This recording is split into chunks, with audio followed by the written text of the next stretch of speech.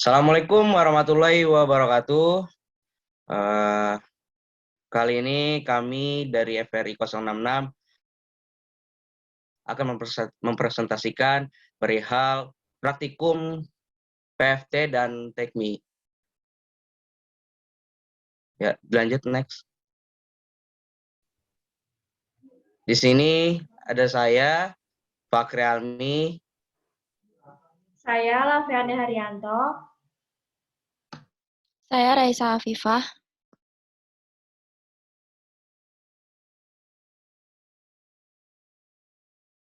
Next.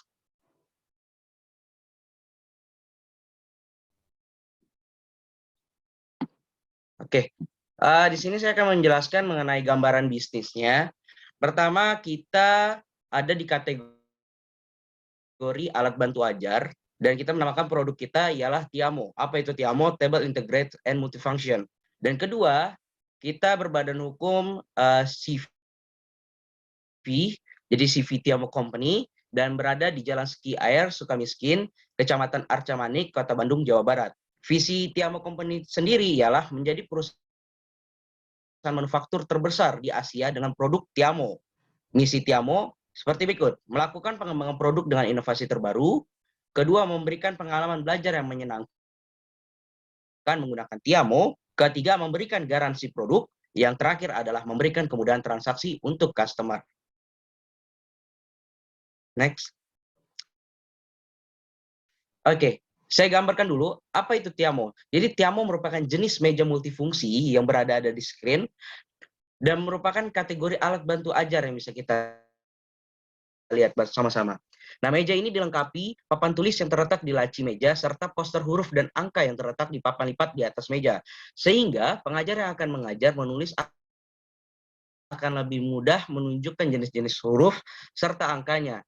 Selain itu juga meja ini dilengkapi dengan sempoa serta mainan ring donat untuk menciptakan suasana belajar yang menyenangkan bagi pemakai.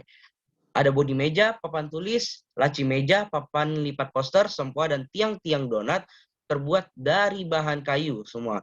Sedangkan ring donat terbuat dari bahan polipropylene. Nah, cara kerja Tiamo ini yaitu sebagai pelatihan permainan serta storage portable dan bisa dibawa kemanapun. Jadi bisa dibawa kemanapun. Tiamo ini berguna untuk menemani belajar anak dan mengembangkan kemampuan anak-anak. Dan produk ini memiliki dimensi panjang 600 mm, lebarnya 400 mm, dan tinggi 250 mm. Next.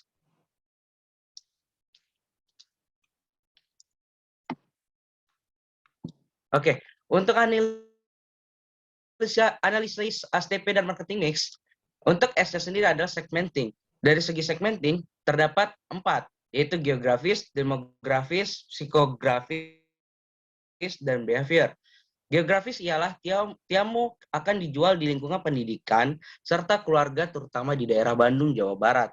Sedangkan untuk demografisnya, Tiamo ini dikhususkan untuk kebutuhan belajar pada anak berusia 4 hingga 8 tahun dengan jenis laki-laki, jenis kelamin laki-laki ataupun perempuan.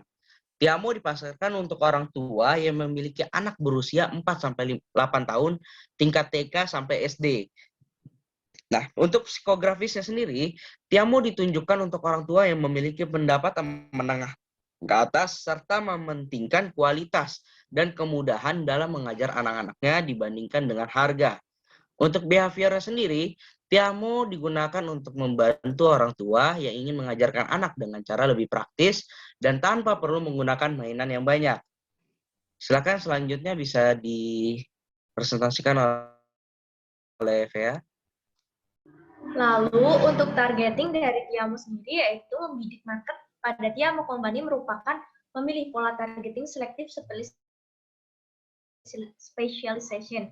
Dikarenakan perusahaan dapat memilih segmen yang menjanjikan pendapatan. Strategi ini lebih dipilih oleh perusahaan untuk menghindari kerugian. Misalnya saat salah satu segmen tidak produktif, tapi perusahaan akan tetap memperoleh pendapatan dari segmen yang lain. Positioningnya yaitu Tiamo adalah alat bantu ajar yang mudah digunakan pada anak usia dini, dan Tiamo juga menargetkan pada industri yang bergerak di bidang retail perabotan rumah tangga. Maka dengan begitu, tagline yang diciptakan oleh Tiamo ialah Change the way our kids learn duit Tiamo. Sehingga Tiamo Company memposisikan perusahaannya untuk konsumen, terutama pada industri retail perabotan rumah tangga. Next. Strategi dan rencana pemasaran, yaitu strateginya seperti yang dapat dilihat, kita forecasting demand, lalu mengasumsikan increasing of sales tax selama 0,10% per tahun, dan salah target base seperti pada yang di layar, tahap production volume in first year sama dengan demand plus allowance alvar 1%, serta the increasing of production 1%, seperti yang tertera pada layar. Next.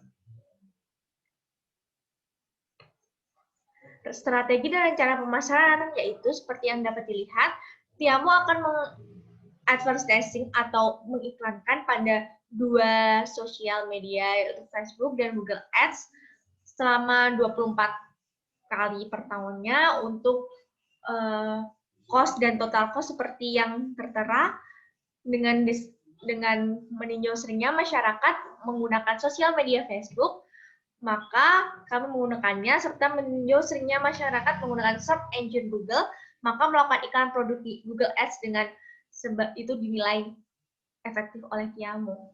Next.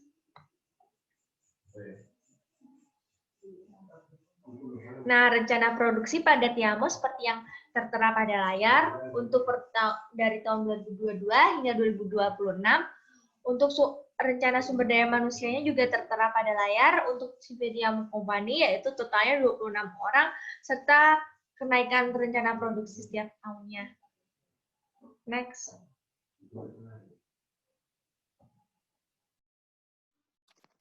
Baik, berikut ini merupakan proyeksi keuangan dari Tiamo Company. Nah, di sini ada cash flow yang terhitung dari tahun 2021 sampai 2026. Nah, di sini ada juga total estimate cash inflow. Di sini untuk 2021 1.099.732.844 dan pada akhir periodenya yaitu pada tahun 2026 di sini total estimate cash inflow-nya adalah 4.365.760.894. Nah, di sini ada juga total cash outflow di mana di awal periodenya diperoleh 220.888.914 dan pada akhir periodenya yaitu 4.132.750.976. Nah, untuk net cash flow-nya bisa dilihat di layar.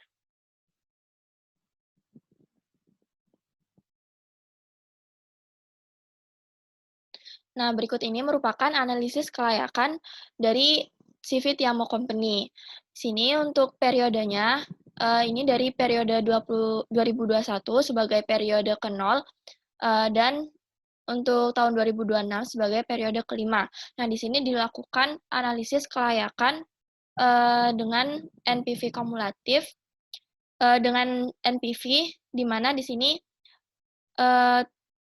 didapatkan hasil NPV yaitu 1.086.096.286 dan payback periodnya 2,66. Kemudian BP-nya itu 1 jika dibulatkan. Kemudian berdasarkan hasil perhitungan, perusahaan Tiamo layak untuk menjalankan bisnis karena estimasi cash flow di masa yang akan datang atau NPV di tahun 2006 lebih dari 0, yaitu 1.086.096.286. Kemudian berdasarkan perhitungan BP dapat dikatakan perusahaan layak di 0,7 atau dibulatkan menjadi 1. Selanjutnya akan dilanjutkan oleh rekan saya.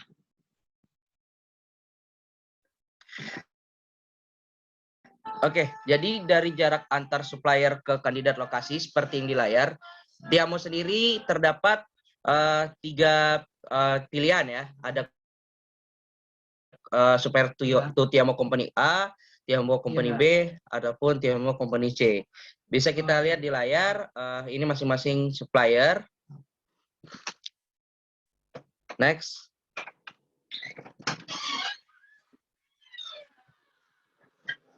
Oke, untuk selanjutnya pemilihan lokasi dengan faktor rating, yaitu determine the factor and weight. Bisa dilihat pada layar bahwa di sini kita ngambil datanya melalui kuantitatif semua. Next.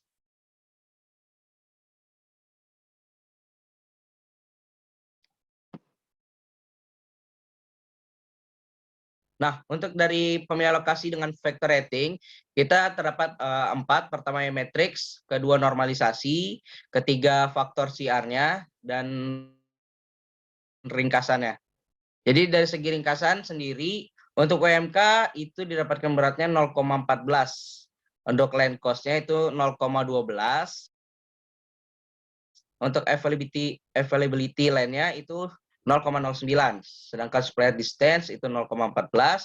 Akses transportasinya itu 0,14. Keamanannya 0,15. Kondisi sosial budayanya di daerah sana itu 0,11. Kualitas sumber daya manusianya 0,11. Jadi ini yang telah didapatkan data-datanya. Ya, next.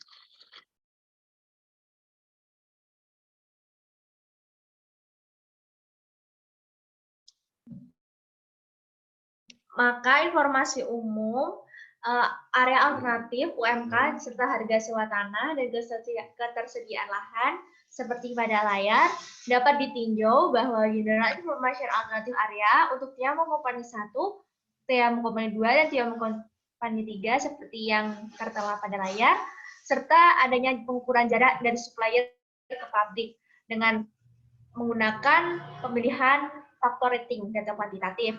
Dalam menentukan lokasi pabrik terdapat 3 alternatif lokasi, yaitu Kabupaten Bandung, Kota Cimahi, dan Kota Bandung. Berdasarkan data alternatif tersebut, diperoleh data UMK, harga tanah, dan ketersediaan lahan untuk tiap alternatif.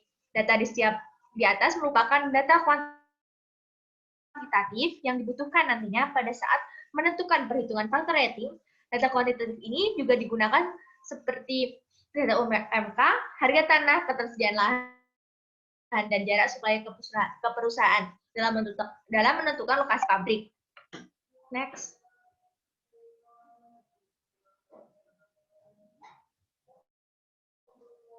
Serta didapatkan hasil kuesioner yang telah kami lakukan menggunakan data kuantitatif yang telah kami sebarkan ke orang-orang yang tinggal setelah dilakukan input data. Dari hasil kuesioner yang terdapat 6 responden pada tiap lokasi, selanjutnya data tersebut diolah untuk mendapatkan nilai rata-rata untuk tiap lokasinya. Dan tiap faktor kualitatif yaitu Kabupaten Bandung dengan faktor kuantitatif akses transportasi diperoleh dengan nilai rata-rata sebesar 82,50. Kabupaten Bandung dengan faktor kuantitatif keamanan diperoleh nilai rata-rata sebesar 76,33. Kabupaten Bandung dengan faktor kualitatif kondisi sosial budaya diperoleh dengan rata-rata 73,33. Kabupaten Bandung dengan faktor kualitatif sumber daya manusia diperoleh nilai rata-rata sebesar 79,17. Setelah Kota Cimahi dan Kota Bandung seperti tertera pada layar dan dapat hasil kuesioner dapat dilihat pada layar. Next.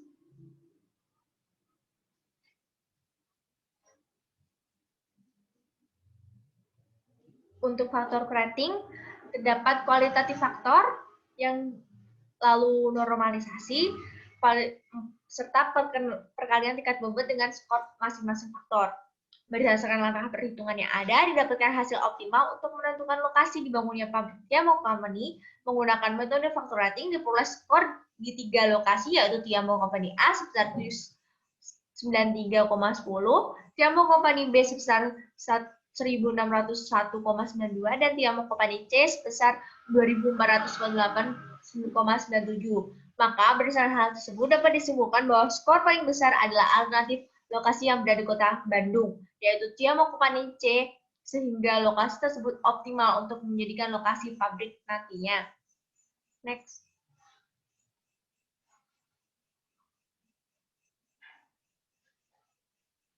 Untuk routing street pada layar dapat dilihat bahwa pada tabel di atas didapatkan jumlah sebesar 6.388 unit per tahun, jumlah hari kerja per tahun adalah 240 hari per tahun, jumlah jam kerja adalah 8 jam, dan jumlah hari per minggu adalah 5 hari per minggu. Kemudian dari hasil perhitungan didapatkan total aktual mesin yang dibutuhkan selama 14 mesin.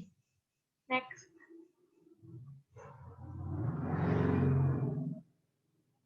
Kemudian berikut ini merupakan stacking maksimum dari CV Tiamo Company. Nah, terus di sebelahnya ini ada jumlah MHE terpilih. Nah, di sini MHE terpilihnya adalah 1 MHE. Kemudian di sebelahnya lagi ada jumlah waktu pengantaran yang paling optimal. Nah, di sini didapatkan 1394. Kemudian untuk jumlah frekuensi pengantaran masing-masing proses dapat dilihat pada tabel di bawah ini didapatkan bahwa ada sebanyak 31 kali.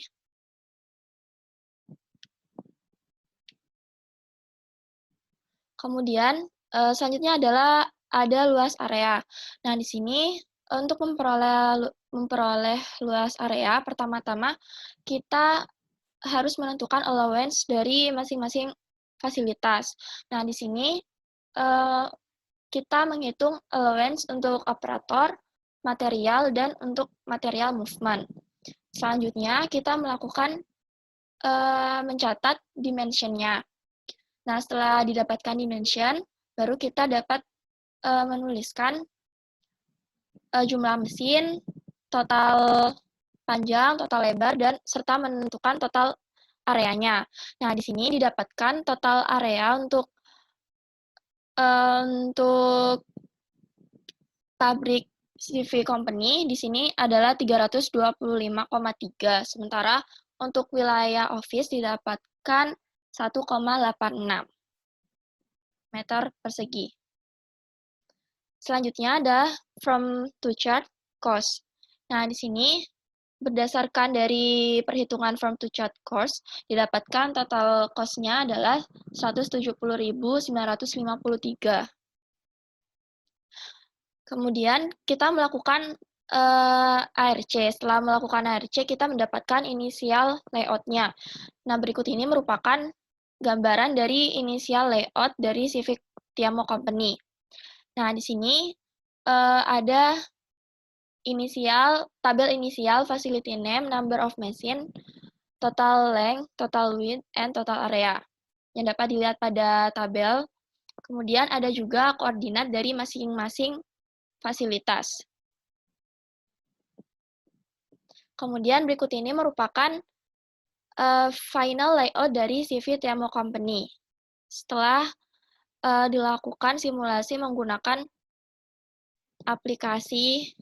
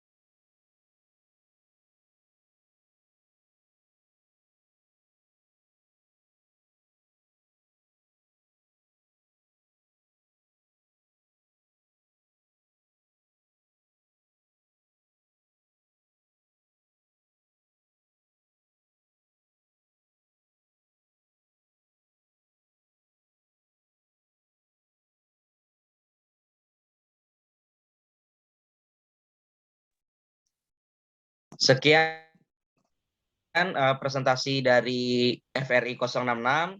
Kurang lebihnya mohon maaf. Wassalamualaikum warahmatullahi wabarakatuh.